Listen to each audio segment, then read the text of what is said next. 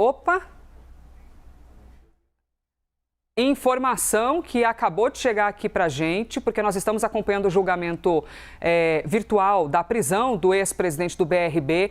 O ministro Dias Toffoli se declara suspeito, impedido de julgar a prisão do ex-presidente do BRB, Paulo Henrique Costa, que está preso na Papuda, em Brasília, desde a semana passada. Para nortear você que acaba de chegar aqui com a gente, nós estamos acompanhando o julgamento virtual, que é a segunda turma do Supremo, com 5 ministros, validando ou não, aprovando, assim, digamos, a prisão de Paulo Henrique Costa. André Mendonça, o ministro, foi o relator do caso, foi o responsável por aprovar, por ser favorável à prisão do ex-banqueiro.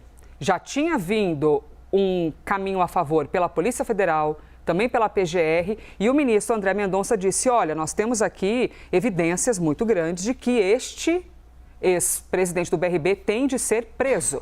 Foi preso. E hoje, o início do julgamento para validar ou não a decisão monocrática. Portanto, Toffoli se declara suspeito no julgamento do ex-presidente do BRB. E também temos a informação de Luiz Fux. O ministro do Supremo votou para manter a prisão do ex-chefe do BRB. Portanto, de 5 ministros, nós temos um declarado suspeito. Então, é um placar que tem que ser formado por 4 ministros. Nós temos agora, na ausência de um ministro, um empate. Pelo menos no 2-0. Empate no sentido de nós temos 2 votos, por enquanto, faltam outros 2. Se forem negativos, aí a gente vê o que acontece daqui para frente diante da possibilidade de um empate. Mas, portanto, 2-0 para manter Paulo Henrique Costa preso e Dias Toffoli declarando-se suspeito, porque nós temos toda a questão de investigação da Polícia Federal. É Toffoli votando em um julgamento que, meses atrás, ele era o relator. Dias Toffoli era o relator de todo caso envolvendo o Banco Master. Com a mudança, oficialmente, Toffoli não se declarou suspeito. Porque se o fizesse, teria de recomeçar todo o processo. Tudo aquilo que já ocorreu de investigação, que foi para o Supremo, abertura de inquérito, você ia ter de fazer um replay nisso tudo e recomeçar o processo. Toffoli retirou-se da relatoria, não exatamente usando essa ferramenta, sou suspeito, mas retirou-se da relatoria. André Mendonça assumiu como relator e desde então nós temos as decisões de André Mendonça e agora a segunda turma, não é, Matheus Teixeira, realizando o julgamento da decisão monocrática de André Mendonça. Mas temos um Dias Toffoli declarando-se suspeito. Matheus Teixeira, quem está com a gente também, é Breaking News aqui na CNN Brasil e é um movimento bastante significativo que vem por parte do ministro do Supremo ao declarar-se suspeito. Por inúmeros motivos, eu não sei, Matheus, eu quero compreender contigo, se existe uma justificativa, eu declaro-me suspeito por tais motivos ou se o ministro não precisa trazer esse tipo de explicação, Matheus.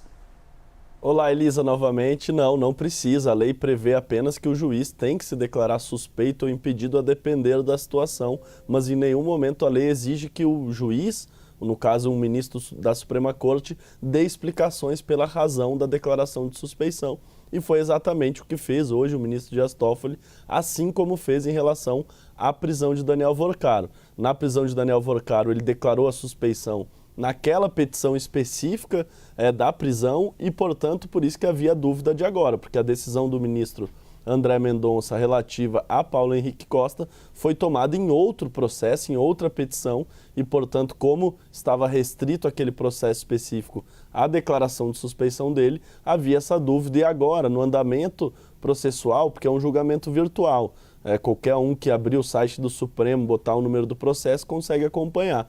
E lá já consta o voto do ministro André Mendonça para referendar, levando a referendo a própria decisão pela prisão preventiva de Paulo Henrique Costa. O ministro Luiz Fux apenas acompanhou o relator. Os ministros têm a opção de subir um voto no sistema com as suas razões também para seguir ou para divergir do relator. O ministro Luiz Fux optou, assim como no caso de Daniel Worcaro, para apenas seguir o relator, ou seja, ele seguiu integralmente, porque naquele último julgamento o ministro Gilmar Mendes também votou para referendar a decisão de André Mendonça em relação à prisão de Daniel Worcaro, mas subiu um voto no sistema com uma série de ressalvas à decisão do colega, e Luiz Fux, nas duas vezes, não.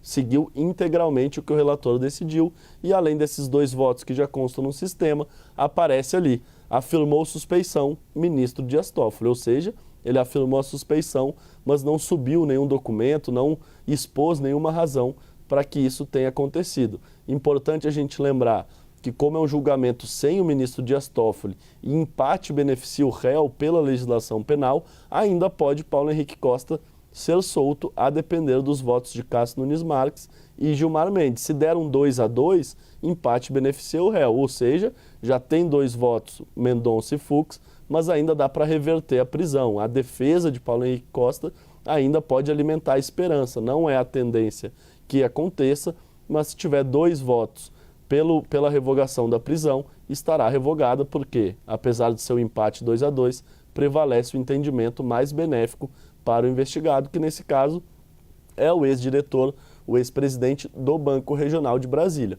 O ministro André Mendonça também apresentou um voto muito similar à decisão que ele mesmo tinha proferido quando determinou a prisão, e lá constam diversos diálogos entre Paulo Henrique Costa e Daniel Worcaro negociando ali o pagamento de propina por meio de apartamentos de luxo. A questão do direito penal é que mesmo que a pessoa tenha incorrido, tenha cometido algum crime, tem que estar presente também o requisito da contemporaneidade para justificar a prisão. A prisão, por regra, ocorre no final do processo, ou seja, investigação, PGR apresenta denúncia, defesa apresenta suas razões, aprofunda-se a investigação dentro da ação penal e, ao final da ação penal, a Procuradoria afirma se tem que ser condenado ou absolvido, e daí então, em caso de condenação e apresentação de embargos, depois de exauridas todas essas etapas, é que é determinada a prisão. E a prisão antes do final do processo é exceção, e para que ela seja justificada, tem que haver contemporaneidade dos fatos, ou seja, o crime que ele cometeu tem que ser contemporâneo ao momento que a gente vive hoje, porque a prisão daí se justifica para que ele não siga reiterando na atitude criminosa. É esse o ponto que o ministro Gilmar Mendes e Cássio Nunes Marques devem avaliar.